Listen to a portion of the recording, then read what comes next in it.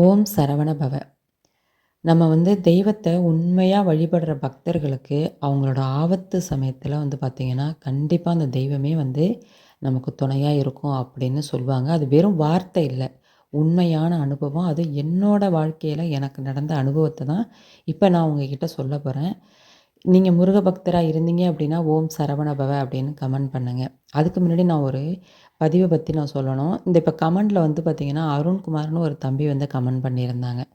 பார்த்தீங்கன்னா அவங்க பாட்டிக்கு ஏதோ உடம்பு சரியில்லை, பக்கவாதம் வந்துச்சு, அதுக்கு நிறைய இதெல்லாம் பண்ணோம், சரியாகலை அப்படின்னுலாம் சொன்னாங்க. அப்போ சொல்லக்குள்ளே பார்த்திங்கன்னா 48 நாள் வேல்மாறல் படித்தாக்கா, அதில் கூட எனக்கு எந்த ஒரு பலனும் தெரியலை அப்படின்னாங்க. தம்பி தயவு செய்து சொல்கிறேன், ஆனால் எந்த ஒரு பலனும் இல்லை அப்படின்னு மட்டும் சொல்லிடாதீங்க. விளையாட்டு போல் கூட சொல்லிடாதீங்க. ஏன்னா முருகனுடைய சக்தி மிகப்பெரியது. அதே போல் வேல்மாறல் மகாமந்திரம்ங்கிறது மகாமந்திரம். சாதாரணமாக வேல்மாறல் மந்திரம்னு கூட சொல்லலை, வேல்மாறல் மகாமந்திரம். அதான் அதுவும் ஒரு மண்டலம் 48 நாள் நீங்கள் படிச்சிருக்கீங்க. அப்படி இருக்கும்போது நீங்கள் என்ன கோரிக்கை என்ன வச்சு படித்தீங்களோ அது உங்களுக்கு இப்போ உடனே நடக்கலாங்கவும் நமக்கு இப்போ எந்த ஒரு பலனும் இல்லைன்னு மட்டும் சொல்லிடாதீங்க. அது உங்களுக்கு நீங்கள் நினச்ச வேண்டுதல் இப்போ உடனே நடந்தால் உங்களுக்கு நல்லது இல்லாமல் கூட இருக்கலாம். உங்களுக்கு எப்போ கொடுத்தா நல்லா இருக்குமோ கண்டிப்பாக முருகன் அந்த கோரிக்கையை நிறைவேற்றுவார். ஆனால் நீங்கள் படித்த அந்த வேல்மாறல் ஒரு மண்டலம் படித்த அந்த பலன் கண்டிப்பாக உங்கள் வாழ்க்கையில் என்றைக்குமே இருக்கும். தொடர்ந்து நீங்கள் விடாமல் படிங்க. அது மட்டும்தான் நான் உங்கள்கிட்ட இப்போ சொல்லிக்கிறேன். இப்போ வாங்க, நான் என்னோடய அனுபவத்தை நான் உங்கள்கிட்ட சொல்கிறேன். எந்த இடத்துல எனக்கு தெய்வம் எனக்கு உதவியாக நின்றுச்சு அப்படிங்கிறத நீங்கள் கண்டிப்பாக தெரிஞ்சுக்கணும். இப்போ பார்த்திங்கன்னா நான் ஏற்கனவே உங்கள்கிட்ட ஒரு பதிவில் சொல்லியிருக்கேனே, நான் பூர்வீகத்தில் இருந்த இடத்துல பார்த்திங்கன்னா பஸ் வசதி கூட இருக்காது. நாங்கள் அந்த பூர்வீகத்தை விட்டு படிப்புக்காக, பையனோட படிப்புக்காக வேறு ஊருக்கு வந்துட்டோம் அப்படின்னு சொன்னேன்னே. ஆனால் இப்போ அந்த பூர்வீகத்தில் நாங்கள் இருந்த வரைக்கும் பார்த்திங்கன்னா நான் ஒரு 10 வருஷம் அங்கே இருந்திருக்கேன். அப்போ நான் இருந்த இடத்துல பார்த்திங்கன்னா ஆடு, மாடு, அதே போல் பார்த்திங்கன்னா தோட்டந்தொரவு, கிராமம் ஃபுல்லாக கிராமம். காலையிலே பார்த்திங்கன்னா வேலை ஃபுல்லாக இருக்கும். 4 பக்கம் வேப்ப மரம் கூட்டவும் ஃபுல்லாக நிறைய வேலை இருக்கும். அங்கே பார்த்திங்கன்னா இந்த டெம்போலெல்லாம் செடியெல்லாம் கொண்டுட்டு வருவாங்கள்ல, எல்லா ஏரியாவிலையுமே கொண்டுட்டு வருவாங்க. அதே போல் எங்கள் ஏரியாவிலையும் பார்த்திங்கன்னா கேரளாக்காரவங்கன்னு சொல்லிட்டு தேக்கு, அதே போல் நிறைய வெரைட்டிஸ் கன்றெல்லாம் கொண்டுட்டு வருவாங்க. அந்த மரக்கன்றெல்லாம் வாங்கி நாங்களும் நடுவோமே. அப்படி ஒவ்வொரு வாட்டியுமே நானும் நடுவேன்னா, நானும் எங்கள் அத்தையும் சேர்ந்து இதெல்லாம் செய்வோம். அப்படி செய்யும்போது பார்த்திங்கன்னா ஒவ்வொரு வாட்டியும் கேரளாக்காரவங்கள்ட்ட நிறையா வாங்கியிருக்கோம். அதனால் பெரிய கொல்லை இருக்கும், அதில் நிறையா வைக்கிறதுக்காக அத்தை என்ன சொன்னாங்க, தேக்கு கன்று கொண்டுட்டு வாங்கப்பா, பர்மா தேக்கு, இந்தமாரி ஏகப்பட்ட தேக்கு வகையெல்லாம் இருக்குல்ல, அதில் கொண்டுட்டு வாங்கப்பான்னாங்க. அப்போ கொண்டுட்டு வாங்கன்னு சொன்னோன்னா இவன் கொண்டுட்டு வரான். அன்னைக்குன்னு பார்த்து எங்கள் அத்தை பார்த்திங்கன்னா காலையிலே ஏதோ ஒரு விசேஷம்னு சொல்லிட்டு வெளியில் போயிட்டாங்க. பையனும் ஸ்கூலுக்கு போயிட்டான், எங்கள் வீட்டுக்காரவங்களும் இல்லை. அப்போ நான் மட்டும்தான் இருக்கேன். எனக்கும் நிறைய வேலை இருக்குது, நான் பார்த்துக்கிட்டு இருக்கேன். டெம்போலாம் அவன் எடுத்துகிட்டு வந்தான். ஆனால் எனக்கு அவங்க அத்தை இல்லைங்குமே எனக்கு அதை வாங்க தோணலை. ஏன்னா எனக்கு அதெல்லாம் பார்த்து வாங்க தெரியாது. அப்படியே நம்ம ஏதாவது வாங்கிட்டோம்னா இது சரியில்லை, அது சரியில்லை, இதை கொஞ்சம் இப்படி வாங்கியிருக்கலாம் அப்படின்னு ஏதாவது ஒன்று சொல்லுவாங்க நம்ம அத்தைன்னுட்டு. இது தேவையே இல்லாத வேலைன்னுட்டு அவங்க வீட்டில் இல்லை. அதனால் நீங்கள் நாளைக்கு அவங்க இருப்பாங்க, நீங்கள் கொண்டுட்டு வாங்கன்னு சொல்லி நான் சொன்னேன். நான் வீட்டில் அவங்க இல்லைன்னு சொன்ன அந்த ஒரு வார்த்தை அவனுக்கு என்னமா இருந்துச்சுன்னு தெரிலங்க. அவனுடைய பார்வையே எனக்கு சரியில்லை. அவன் வண்டி எடுத்துகிட்டு போகிறானே தவிர அவன் பார்த்த பார்வை எனக்குள்ளே அப்படியே ஒரு மாதிரியாகிட்டு, என்ன இவன் பார்வை சரியில்லையே, இவன் ஒரு மாதிரியாக பார்த்துட்டு போகிறானே, வீட்டில் வேறு யாரும் இல்லையே, இவன் என்ன இப்படி பார்க்குறான் அப்படின்னு எனக்குள்ளேயே ஓடிக்கிட்டு இருக்குங்க. அதோடய நான் என்ன பண்ணுறேன், நான் பாட்டுக்கு இந்த மாடு, கன்றுக்குட்டி இதெல்லாம் கொண்ட நம்ம இந்த புல்லு மேயறதுக்காக கயிறை போட்டு நம்ம நிறைய இடத்துல கொண்டு கட்டுவோம். அடுத்தது இந்த அது போட்டிருக்க சாணி நைட்டு ஃபுல்லாக போடும். அந்த சாணியெல்லாம் எடுக்கணும், பாத்திரம் கழுவணும், இப்படி நிறையா சுற்றி வீட்டில் காலையிலே பார்த்திங்கன்னா வேலைகள் இருக்கும். ஆனால் இப்போ நாங்கள் இருக்க இடத்துல பார்த்திங்கன்னா ஃபுல்லாக சிட்டி வீட்டுக்குள்ளே எல்லாமே இருக்கா, செஞ்சுட்டு நம்ம இருக்கிறதே நம்ம உடம்புக்கு ஒரு மாதிரி கஷ்டமாக இருக்குது. அதெல்லாம் அந்த மாதிரி வேலையெல்லாம் செஞ்சுட்டு வீட்டில் இருக்கிறது ஒரு மாதிரியாக இருக்குது.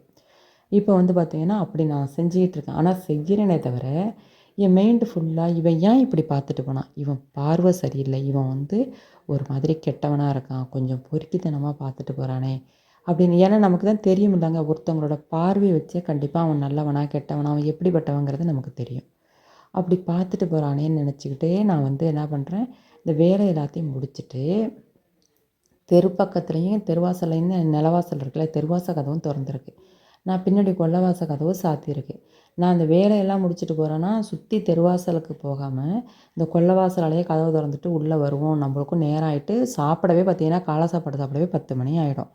அப்பாடான்னு எல்லா வேலையும் முடிச்சுட்டு, பின்னாடி கொல்லை பக்கத்துலேயே கை கால்லாம் கழுவிட்டு, இப்படி வந்து கொல்லை பக்கத்து கதவை இப்படி தொறந்தேன் பாருங்க, அவன் என்னை ஒரு மாதிரியாக பார்த்துட்டு போனான்னு சொன்னான் பாருங்க.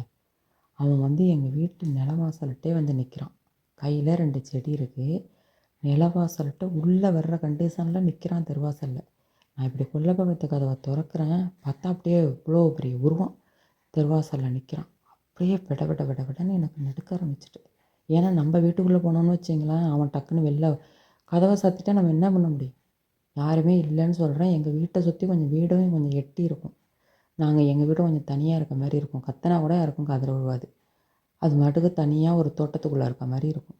அப்போ நம்ம கொல்லை பக்கத்தில் நின்றுட்டு கதவை திறக்கிறதுக்கும், அவன் தெருவாசலில் நிலவாசல்கிட்ட உள்ளே வர மாரி அவன் நிற்கிறதுக்கும் இருந்தால் நம்ம மனசு என்ன பாடுபடும்? இது தானங்க பெரிய ஆபத்து. நம்ம வந்து நான் எதார்த்தமாக உள்ளே போகிறேன், டக்குன்னு அவன் அந்த தெருவாச கதவை இழுத்து தாப்பை போட்டான்னு வச்சுங்க, நம்ம என்ன பண்ண முடியும்? இது எவ்வளோ பெரிய சூழ்நிலை. ஆண்டவா கடவுளேன்னுட்டு விட விட விட விடன்னு எடுக்குது. நான் வந்து இங்கே இருந்தபடியே ஒரு மாதிரி கோவமாக, என்ன ஏன் இங்கே வந்து நிற்கிறீங்க அப்படிங்கிற மாதிரி நான் அதட்டின மாதிரி கேட்டேன்.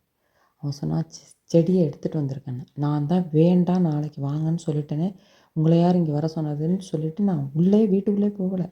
வீட்டுக்குள்ளே போகாமல் கொல்லை பக்கத்துலேயே நின்றுக்கிட்டு பேசுகிறேன். எனக்கு உள்ளே போகவே ஒரு மாதிரி விடவிடாங்குது. உள்ளே போகாமே நின்றுட்டு பேசுகிறேன்.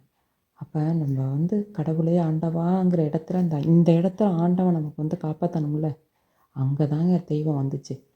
நான் சொன்னேன் பாருங்க, சுற்றியே வீடு இல்லை, யாருமே அந்த நேரத்துக்கு வரமாட்டாங்க அப்படின்னு சொன்னேன் பாருங்க. கரெக்டாக எங்கள் வீட்டுக்கு ஒரு 4 வீடு தள்ளி ஒரு அக்கா இருப்பாங்க. அவங்க எப்போவுமே எங்கள் வீட்டில் வந்து பால், மோர் எதையாவது எப்போயாவது வந்து அந்த மோர் பால் வாங்குறதுக்கு வருவாங்க. அப்படி வராங்க, ஒரு சொம்பு ஒன்று கையில் எடுத்துக்கிட்டு, அது அந்த சமயபுரத்தம்மாளாக கூட இருக்கலாம், இல்லை அந்த முருகப்பெருமானாக கூட இருக்கலாம். ஏன்னா நாங்கள் சமயபுரத்தாலேன்னு தான் நான் கூப்பிடுவேன். அம்மா அந்த சமயபுரத்தாளாகவும் இருக்கலாம், முருகப்பெருமானாகவும் இருக்கலாம். நான் கும்பிட்ற தெய்வம் கரெக்டாக அந்த அக்கா அவனுக்கு பின்னாடி அந்தாண்ட நின்றுக்கிட்டு, பாப்பா மோர் இருந்தால் கொடுங்க பாப்பா அப்படின்னு சொல்லிட்டு ஒரு சொம்பை எடுத்துக்கிட்டு உள்ளே வராங்க. அப்படியே இவனுக்கு என்னம்மா இருந்துச்சோ தெரியல, விடத்து விட்டு பிறகு செடியோடையே திரும்பி கூட போகாமல் அப்படியே ரிவேர்ஸ்லேயே இறங்கி போகிறான் பாருங்க. அங்கே ஒருத்தன் பைக்கை வந்து ரெடியாக ஸ்டார்ட் பண்ணி வச்சுட்டு நிற்கிறான். இவன் இங்கே வந்து நிற்கிறான், அங்கே ஒருத்தன் பைக்கை வந்து உரிமிக்கிட்டே இருக்குங்க. பைக்கை வந்து அப்படியே ரெடியாக ஸ்டார்ட் பண்ணி வச்சுட்டு உரிமிக்கிட்டே இருக்குது. அப்போ அவன் என்ன எண்ணத்தில் வந்திருக்கான்? அந்த அக்கா உள்ளே வந்ததுமே அவனுக்கு என்னமா இருந்துச்சுன்னே தெரியல. டக்குன்னுட்டு ரிவேர்ஸ்லேயே போய் அந்த வண்டியில் ஏறினவன் வண்டியிலே போயிட்டான். அப்படியே அந்த அக்காவை பார்த்ததும் உள்ளே ஓடி போய் அந்த அக்காவை இறுக்கி கட்டி பிடிச்சிட்டு நான் பாட்டுக்கு ஓன்னு அழுவ ஆரம்பிச்சிட்டேன். அக்கா, இந்த நேரத்தில் நீங்கள் உண்மையாக சொல்கிறேன்க்கா, நீங்கள் நான் கும்பிட்ற தெய்வம், நீங்கள் சமயபுரத்தாளா இல்லை அப்பா முருகனா, நீங்கள் ஏதோ ஒரு வடிவில் அக்கா நீங்கள் தெய்வம் மாரி தான்க்கா எனக்கு இந்த நேரத்தில் வந்திருக்கீங்க. என்றைக்கும் இல்லாமல் அதுவும் இந்த நேரத்துக்கு கரெக்டாக நீங்கள் எப்படிக்கா வந்தீங்க, அந்த தெய்வமாக பார்த்து உங்களை அனுப்பி வச்சுச்சாக்கான்னு சொல்லிட்டு மலை மலையாக கண்ணு தண்ணி வடித்து அழுவ ஆரம்பிச்சிட்டேன்.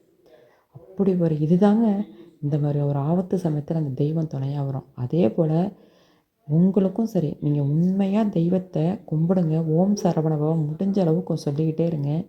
உங்களுக்கு எந்த ஆபத்து வந்தாலும் அந்த இடத்துல அந்த தெய்வம் வந்து துணையாக நிற்கும். ஆனால் நம்ம கும்பிட்டோமே, நமக்கு வெறும் சோதனையை மட்டுமே கொடுக்குறானே, எந்த ஒரு பலனுமே நமக்கு தெரியலையே அப்படின்னு மட்டும் நினச்சிடாதீங்க. நீங்கள் கும்பிட்டத்துக்கான பலன் உங்கள் தலைமுறைக்கும் இருக்கும். அது இல்லைன்னு மட்டும் நீங்கள் சொல்லவே சொல்லாதீங்க. நம்ம கையெடுத்து கும்பிட்டத்துக்கான பலன் கண்டிப்பாக இருக்குங்க. அது இன்றைக்கி தெரியாமல் இருக்கலாம், கண்டிப்பாக ஒரு நாள் அதற்கான பலன் உங்களுக்கு தெரியும்.